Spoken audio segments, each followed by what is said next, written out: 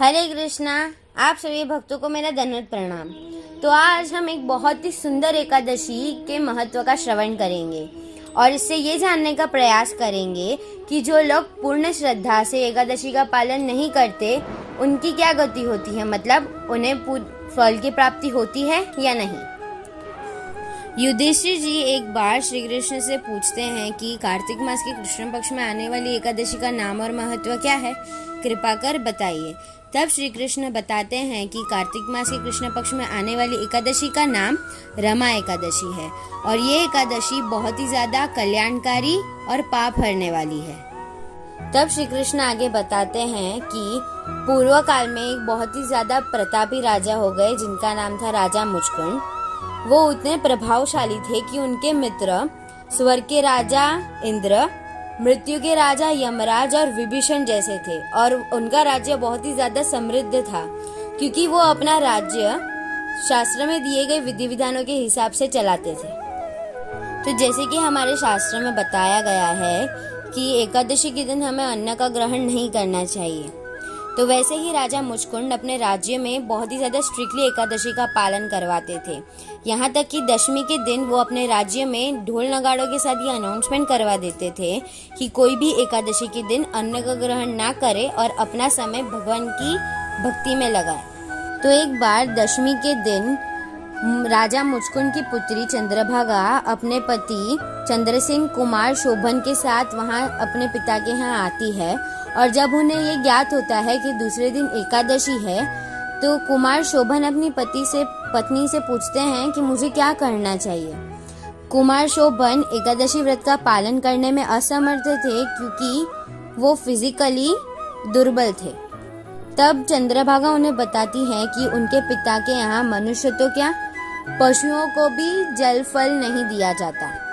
तो कुमार शोभन ने ना चाहते हुए भी इस एकादशी व्रत का पालन किया, परंतु सूर्योदय होते होते उनका निधन हो गया और फिर राजा मुचकुंद ने उनकी सारी अंतिम क्रियाएं शास्त्र के हिसाब से पूर्ण की और उनकी पुत्री चंद्रभागा उनके साथ ही उनके राज्य में रहती। कुछ समय पश्चात राजा मुचकुंद के राज्य में से एक ब्राह्मण जिनका नाम था सोम शर्मा, वे चारधाम यात्रा करते करते मंदराचल पर्वत पर जा पहुंचे और वहां उन्हें कुमार शोभन नजर आए।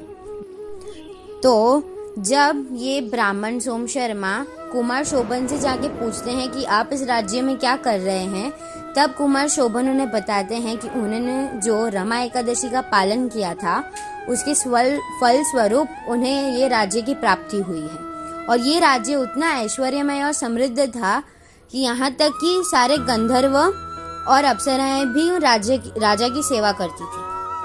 परंतु कुमार शोभन ब्राह्मण को बताते हैं कि मैंने ये रमा एकादशी का पालन पूर्ण श्रद्धा से नहीं किया था और इसके कारण मुझे ये लगता है कि मेरा ये राज्य क्षणिक है, ये कभी भी नष्ट हो सकता है।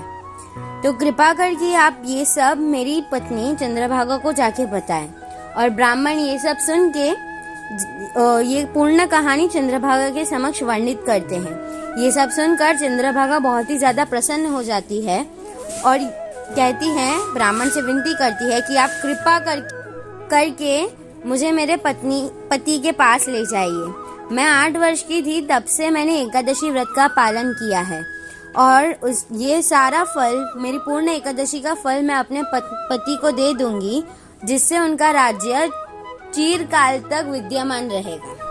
तो जब ब्राह्मण सोम शर्मा चंद्रभागा को मंदराचल पर्वत पर ले जा रहे थे तब उन्हें रास्ते में वामन देव मिलते हैं और चंद्रभागा ने वामन देव का आशीर्वाद प्राप्त किया जिससे उनका भौतिक शरीर दिव्य शरीर में परिवर्तित हो गया।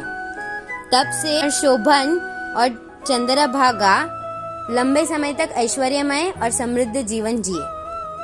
तो हमें इस पूर्ण कथा से ये समझ में आता है कि भगवान कृष्ण ने भगवद गीता के 2.40 श्लोक में भी कहा है कि नेहा भीकर्म नास्तोस्ति प्रत्यवायो न विद्यते, यानी जो धर्म का थोड़ा सा भी पालन करता है भगवान उसकी महान भय से रक्षा करते हैं। और यही कुमार शोभन के साथ भी हुआ।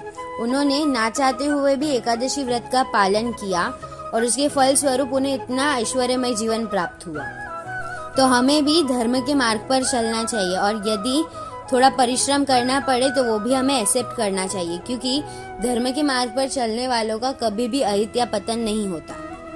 तो मेरा आप सभी से यही निवेदन है कि यदि एकादशी करने में कोई भी कठिनाई या परिश्रम का सामना करना पड़े तो भी हमें एकादशी का पालन करना चाहिए।